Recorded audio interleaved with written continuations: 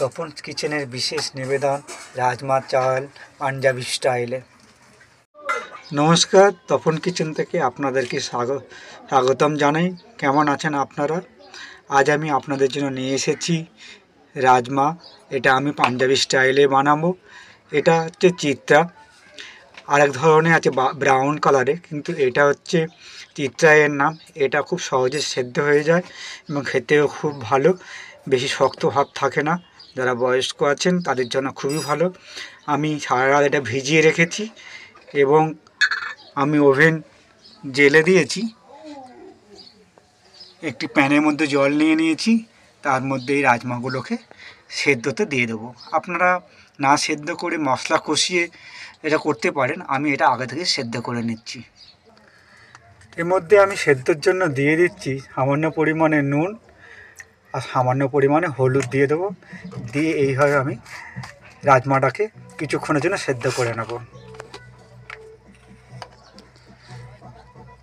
দিয়ে দিলাম হলুদ। এবারে এটাকে আমি কিছুক্ষণে ঢাকনা দিয়ে সেদ্ধ করে।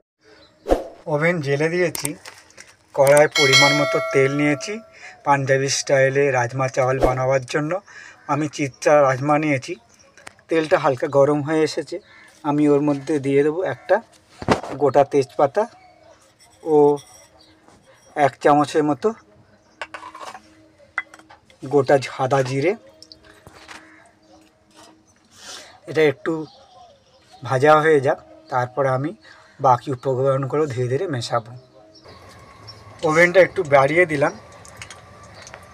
তেজপাতা আর জিরে ভাজা হচ্ছে। গ্রেট করে রাখা পেঁয়াজ একটা মিডিয়াম সাইজের আমি ওর মধ্যে দিয়ে দিয়েছি। এটা ভালো করে তেলের সঙ্গে ভেজে নেব। পেঁয়াজটা হালকা ব্রাউন কালারের হয়ে এসছে, আমি ওর মধ্যে দিয়ে দিচ্ছি প্রায় 2 চামচের মতো আদা রসুনের পেস্ট। যত আদা রসুন এই শীতকালে খাবারের মধ্যে দেবেন, আপনাদের শরীরের জন্য ভীষণ উপকারী। আর এর মধ্যে পাঞ্জাবি স্টাইলে যেহেতু রাজমা হচ্ছে, এর মধ্যে একটু গার্লিক আর জিঞ্জারের পরিমাণটা বেশি থাকলে খেতে খুব ভালো হয়। চলুন ভালো করে এটাকে তেলের মধ্যে ভেজে নিই, এর কাঁচা গন্ধটা যতক্ষণ না চলে যাচ্ছে। ওভেনটা কমিয়ে দিয়েছি, দিয়ে ভালো করে আদা রসুনের পেস্টটা পেঁয়াজের সঙ্গে ভালো করে ভেজে নিচ্ছি। আমি যেসব ইনগ্রেডিয়েন্টস নিচ্ছি সেগুলো আমি ডেসক্রিপশান বক্সে দিয়ে দেবো। আমি 1.5 কাপ রাজমা আগের দিন রাত্রে পুরো ভিজিয়ে দিয়েছিলাম, আর এখন 2 চামচ আদা রসুন পেস্ট নিয়ে ভালো করে তেলের সঙ্গে ভেজে নিই। দেখুন ভাজা হয়ে এসছে, গন্ধটাও কেটে গেছে। এবারে আমি ওর সঙ্গে দিয়ে দেবো টমেটো পিউরি বা গ্রেটেড করা। আমি টমেটোগুলো দিয়ে দিয়েছি, এবার ভালো করে তেলের সঙ্গে এটা ভেজে নেব। পুরো গ্রেটেড করে দিয়ে দিয়েছি। টমেটো পরিমাণটা 2টো মিডিয়াম সাইজের নিয়েছি, কারণ যত টক ভাব আসবে তত এই পাঞ্জাবি স্টাইল রাজমা চাওয়াল খেতে খুব ভালো হবে।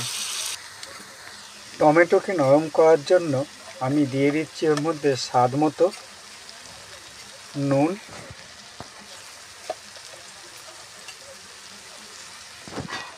টমেটোটা নরম হয়ে যাবে এবং তেলের সঙ্গে মিশে গিয়ে গলে গিয়ে তেলের সঙ্গে মিশে যাবে। দেখুন টমেটো নরম হয়ে গিয়ে তেল বেরিয়ে এসেছে।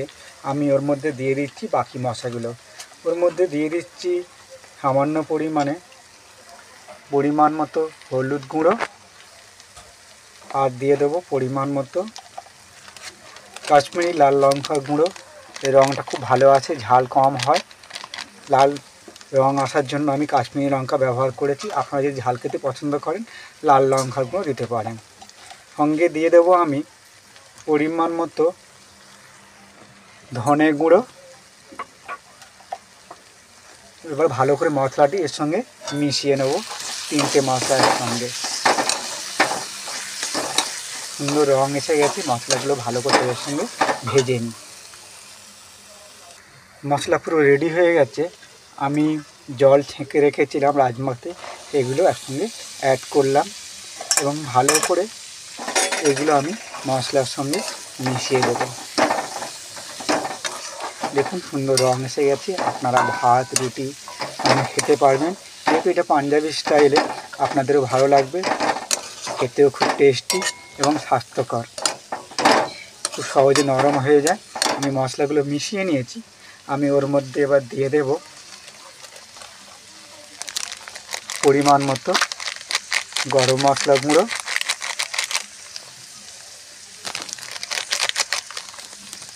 আর দিয়ে দেব একটা গোটা লঙ্কা, কাঁচা লঙ্কা দিয়ে দিলাম। ভালো করে মিশিয়ে নিই এবং যেহেতু শুকনো ভাব এসে যাচ্ছে আমি একটু জল দিয়ে এটাকে একটু তলায় না যাতে না লেগে যায় সামান্য পরিমাণে জল দিলাম, দিয়ে ভালো করে এটাকে আমি নেড়ে দেবো। এবং দেখুন সুন্দর রঙ এসছে এবং দেখতেও খুব সুন্দর। ওর মধ্যে আমি এবার দিয়ে দেব, যেহেতু সিদ্ধ করে রাখা, দিয়ে দিলাম পরিমাণ মতো ধনে পাতা কুচি।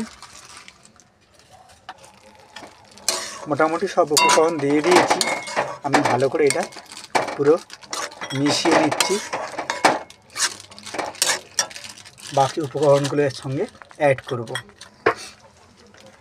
দিয়ে দিচ্ছি এর মধ্যে কসুরি মেথি সামান্য পরিমাণে, আর দিয়ে দেবো ওর সঙ্গে একটু টমেটোর সস। আপনারা দিতে পারেন, এটা অপশনাল বা নাও দিতে পারেন।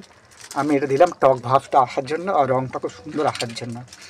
আমি নুন সামান্য পরিমাণে দিয়েছিলাম, আমি এর সঙ্গে স্বাদ অনুযায়ী আপনারা নুন দেবেন। আমি আরেকটু নুন অ্যাড করছি, ভালো করে এটা মিশিয়ে নেব। তারপরে আমি আরেকটু জল দিয়ে এটাকে পুরো সেদ্ধ করে নেব। এবং আমার সব মশলা দেওয়া হয়ে গেছে, দেখুন সুন্দর রঙ এসছে। আমি একটু জল দিয়ে আরেকটু 10 মিনিটের জন্য ফুটিয়ে নেব, বেশি জল দেবো না। এবার ওভেনটা একটু বাড়িয়ে দিই, দেখুন সুন্দর রঙ এসেছে, দেখতেও খুব সুন্দর হয়েছে। আমি এটাকে এবারে ঢাকনা দিয়ে দেব। দেখুন বানিয়ে ফেলেছি পাঞ্জাবি স্টাইলে রাজমা চাওয়াল, চিত্রা রাজমা নিয়েছি, খুব সুন্দর রঙ এসেছে। আমি এবারে আপনাদেরকে পরিবেশন করে দেখাচ্ছি। বানিয়ে ফেলেছি আপনাদের জন্য পাঞ্জাবি স্টাইলে রাজমা চাওয়াল অতি অল্প সময়ে এবং বাড়ির উপকরণ দিয়ে। আপনারাও বাড়িতে বানিয়ে খান, কেমন হয়েছে কমেন্ট বক্সে জানাবেন। যদি ভালো লাগে একটা লাইক করে দেবেন। ভালো থাকবেন, সুস্থ থাকবেন, দেখা হবে অন্য এক ধরনের রেসিপি নিয়ে। ধন্যবাদ।